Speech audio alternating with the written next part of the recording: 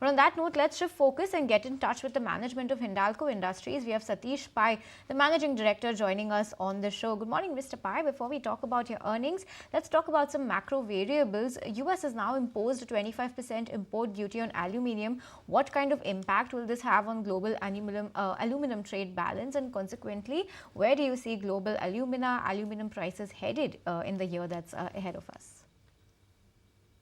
First of all, I think that the tariffs on 25% that will be put on aluminium, um, to summarize, it's broadly positive to neutral for Novelis. For the Hindalco India business, we have negligible exports of aluminium to the US, so we are not really impacted. We'll have to wait and see what all overall impact it has on global aluminium trade. But the last time this happened, exemptions were given to critical countries like Canada very early on. So we'll have to wait and see whether that happens. But at this stage, we are broadly neutral to positive.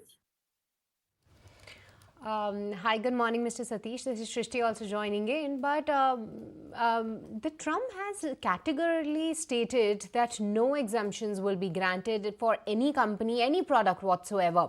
But management in the Novelis con call did state that they are confident of securing the exemptions on the import of metal. Would you like to change your stance now? Because I think that, these are times when negotiating positions are being taken. So I think for us in the industry, we will wait and watch because we think what makes economic sense will happen at the end. Okay, let's also talk about Novelis, Mr. Pai. Now, the EBITDA per ton was much weaker than the street was expecting at just $406 per ton, which is a downtick of 17% sequentially. This was led by lower volumes and higher scrap prices as well. Do you see this trend reversing drastically in quarter four? So as we had told in the Novelis analyst call, the Q3 is a slower quarter for Novelis because it's the holiday season and all the major plants take a shutdown. So if you will see, volumes dropped by 50-60 KT to 901. So every Q3 this happens. This year it was a bit more exacerbated because of the tighter scrap spreads. So we have already guided that Novelis will bounce back in Q4. Volumes will come back to 950 or 960 KT, and the profitability per ton will go back to the Q2 levels. So yes, in the coming quarters, Novelis performance will improve. But you haven't given your EBITDA per ton guidance this time. But if you can give us a ballpark range, like will EBITDA per ton be closer to that $450 to $500 per ton in Q4? $50 to $500 per ton. All right, but last time when we spoke to you, you said that you will wait for the right time for Novelis IPO and that you are seeking premium valuation. Has the right time now arrived?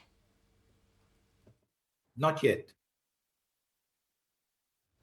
Okay, and how soon could that happen? Could we see Novelis IPO hitting the street in the first half of FY26? I think that probably it's going to take some more time because we will need Novelis performance now to come back to where you have an EBITDA per ton that's consistently above 500. So I think that we'll have to wait till that performance is established with some continuity and consistency. Then only we will look at an IPO. All right, but talking about your debt levels now, consolidated net debt levels did rise substantially. They are up 16% on a sequential basis. Help us understand what led to this and where do you see the net debt increasing from the current 42,000 crore rupees mark, given that the Novelis capex is still underway? So most of the net debt to EBITDA increase was on the Novelis side as we go through the large Bay Minette capex plan. So if you look at the India net debt to EBITDA, we are net positive cash. The net debt positivity is on the Novelis side. So we have finished the quarter at 1.33. I think the Q4 will also be at about 1.5 consolidated net debt to EBITDA. I think that at the peak, the consolidated net debt to EBITDA could get around 2 because Novelis will probably be about 3.5 at the peak capex cycle. That's what we have guided. Okay, sounds good, Mr. Pai. Also, tell us the latest about the Bay Minute project. Give us an update of what's happening on the capex front. Does your $4.1 billion capex cost guidance for this project remain intact? Yeah, it remains intact and it's also on time. September 26 hot commissioning. About your India operations now, copper profitability was better than expected in the quarter gone by. How has the demand environment in the domestic market been for both copper and aluminium, and how much more volume growth can we see in Q4? Yeah, the demand for both aluminium and copper in India is quite strong. And I think that especially for copper, sulfuric acid prices this quarter were also quite strong. So, which is why we had a very good copper performance.